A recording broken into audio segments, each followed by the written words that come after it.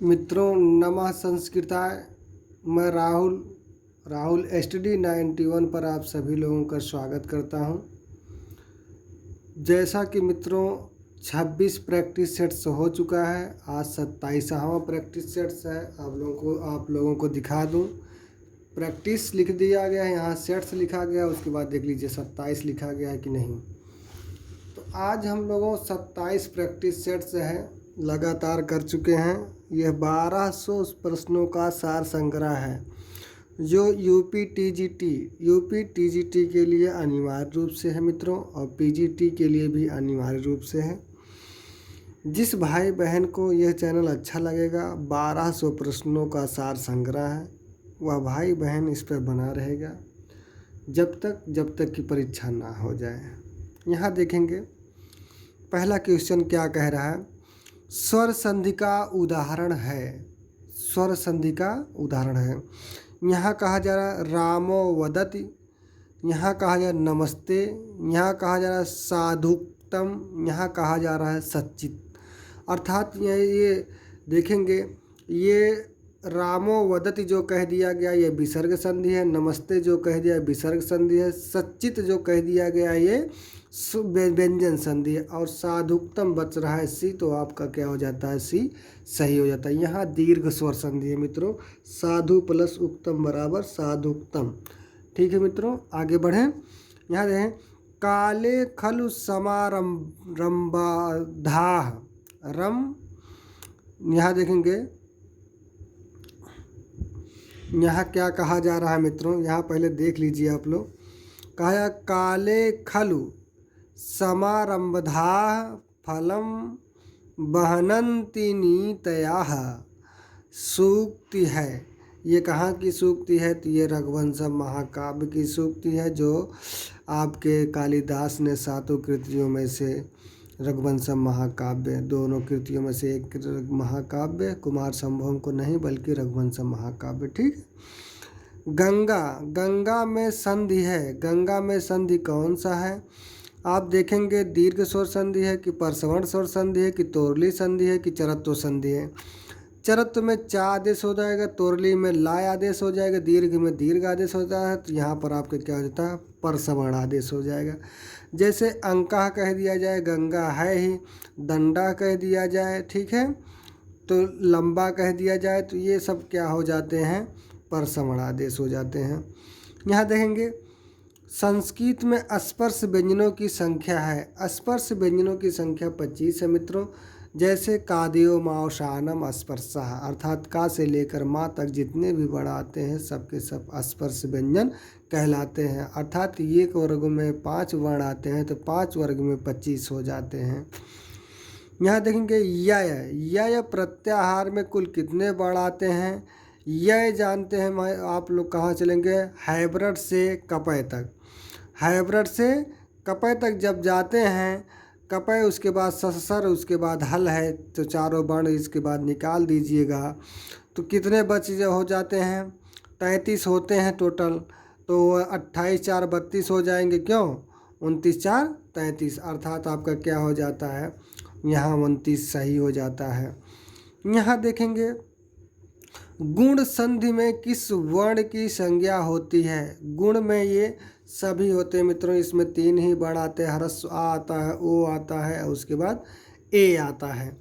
वक्तस्य चा वर्तमाने सूत्र किस विभक्ति का द्योतक है। तो ये किस का द्योतक है मित्रों, यहाँ देखेंगे आप लोग, तो किसका हो जाता है, सी, अर्थात चतुर्थी विभक्ति, षष्ठी विभक्ति, क्षम्यताम। फिर उसके बाद चलते हैं, आप लोगों को दिखाते हैं मित्रों कौन सा क्वेश्चन है। 7 हो गया है, 8वां क्वेश्चन चलते हैं। 8वें क्वेश्चन में कहा साधुत्सव में संधि विच्छेद होगा। तो आप जानिएगा मित्रों,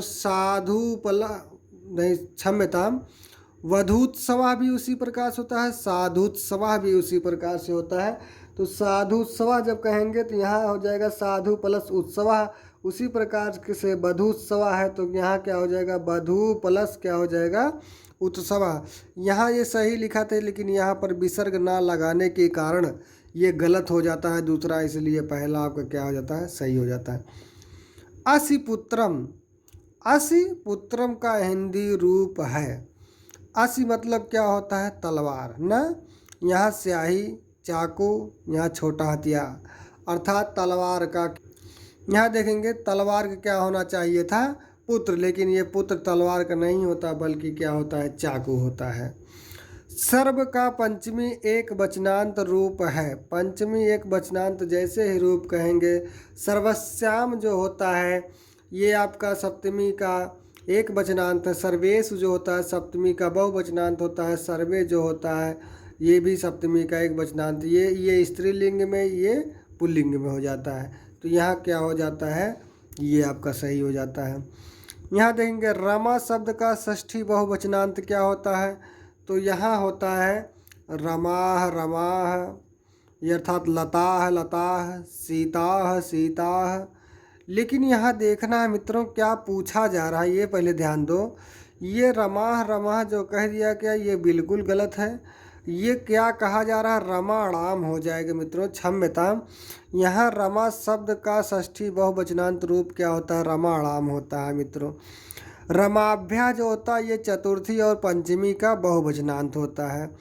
रमतसु जो होता है ये आप देखेंगे ये आपका क्या हो जाता है, गलत है, लेकिन फिलहाल यहाँ रमात्सु सही है, लेकिन ये आपका क्या हो जाता है, सप्तमी का बहुवचनांत होता है। ये जो रमाह कह दिया गया है मित्रों, तो यहाँ सीताह जब कह जाएगा अर्थात प्रथमा का बहुवचनांत होता है ये, ठीक है। यहाँ देखिए भवत्तई, भवत्तई शब्द में विभक्ति और वचनांत है। भवत्तई जब कहेंगे तो चतुर्थी, चतुर्थी का एक वचनांत मिलता है मित्रों। परस्मय, अगला देखेंगे परस्मय पद, परस्मय पदम पद में प्रयुक्त समास है, तो यहाँ अलुक तत्पुरुष समास है। अलुक तत्पुरुष परस्मय पदी हो, आत्मनेपदी हो, खेचरा हो, वाचस्पति हो, ठीक है मित्रों। तो इसमें क्या हो जाता है, आपका अलुक तत्पुरुष समास हो जाता है। अगला देखेंगे गृहयोः, गृहयोः, यहाँ देखेंगे शब्द में विभक्ति और वचनांत है। गृहयोः जैसे कहा जाएगा आपका षष्ठी और सप्तमी का द्विवचनांत है। षष्ठी का द्विवचनांत भी दिया है और सप्तमी का भी द्विवचनांत दिया है। अब यहाँ सस्पेंशन ये है, लगाया जाए तो किसको लगाया जाए। तो यहाँ देखेंगे मित्रों, यहाँ सप्तमी का द्विवचनांत भी सही है और षष्ठी का भी द्विवचनांत सही है। आपका ये दोनों सही है, लेकिन इसमें आप लोग दोनों लगाएंगे, इसको याद रखिएगा। सप्तमी का द्विवचनांत, षष्ठी का द्विवचनांत। आगे बढ़ते हैं मित्रों, यहाँ देख लीजिए पूर्वार्धः इति पदस्य विलोम पदम भवति। पूर्वार्ध इस प्रकार पद का विलोम पद होता है। तो पूर्वार्ध का उत्तरार्ध होता है मित्रों, और क्या होगा, इससे ज़्यादा और कुछ नहीं हो सकता, ठीक है। पूर्व का क्या, पूर्वार्ध जो पहले कहा जा गया हो उसके बाद उत्तरार्ध होता है। यहाँ देखेंगे लिंग शब्द का अर्थ है, लिंग मतलब चिन्ह होता है, पहचान भी होता है, लक्षण होता है, अर्थात सभी हो जाएगा। किसमें दो वर्णों में से किसी एक का लोप हो जाता है, तो दो वर्णों में से किसी एक का लोप जैसे ही होगा वो क्या हो जाएगा, संधि होगा कि समास होगा कि रूप होगा कि प्रत्यय होगा। तो दो वर्णों से यहाँ एक ही वर्ण का लोप हो जाता है, तो ऐसे भी माना जाता है संधि। यहाँ देखेंगे अद्यापि, अद्याप में संधि विच्छेद है, तो यहाँ क्या होना चाहिए, अद्याधन पी होना चाहिए कि अद्य प्लस अपी होना चाहिए कि आ प्लस द्यपि होना चाहिए। यहाँ देखेंगे यहाँ क्या हो जाएगा, आ प्लस द्यापि होगा, अर्थात ये क्या है, पहला और सी अर्थात ए सी डी ये गलत है, बल्कि आपका क्या है, बी सही है मित्रों। फिर देखेंगे राजा का पर्याय क्या है, सभी है, सभी है। सप्तविंशति हिंदी का रूप है। सप्तविंशत मतलब 20 में 7 जोड़ दीजिए, कितना हो जाएगा, 27। तो 27 कौन सा ऑप्शन है, अर्थात 20 का ए। पिवेत, पिवेत क्रियापद में प्रयुक्त लकार पुरुष और वचनांत है, विधिलिंग लकार है। और ये क्या है, प्रथम पुरुष का एक वचनांत है। बिदली लकार प्रथम पुरुष का एक वचनांत है। ठीक मित्रों, अगला चलते हैं। भट्टोजी दीक्षित के शिष्य कौन हैं? भट्टोजी दीक्षित के शिष्य जो होते हैं ये कौन है? वरदराज महोदय हैं। क्यों शिष्य कह दिया गया है? क्योंकि भट्टोजी दीक्षित ने यहाँ जो है सिद्धांत कौमुदी की रचना की है, सार सिद्धांत कौमुदी की रचना की है, और वरदराज महोदय ने सिद्धांत कौमुदी के ऊपर एक लघु सिद्धांत कौमुदी की रचना किया, तो इसीलिए ये इनके शिष्य माने जाते हैं। अगला चलते हैं। अगला कौन सा है, यहाँ देखेंगे आप लोग, कौन सा हो जाएगा? 23 वाला। इनमें से कौन व्याकरण ग्रंथ नहीं है?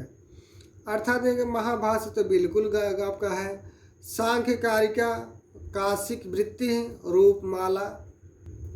तो यहाँ क्या हो जाता है? सांख्य कारिका जो है ये आपका क्या है? ये आपका नहीं है। इनमें से कौन सर्वनाम है? इनमें से कौन सर्वनाम है? कौन सर्वनाम है? तो यहाँ देखेंगे, यहाँ जो सभी सर्वनाम है।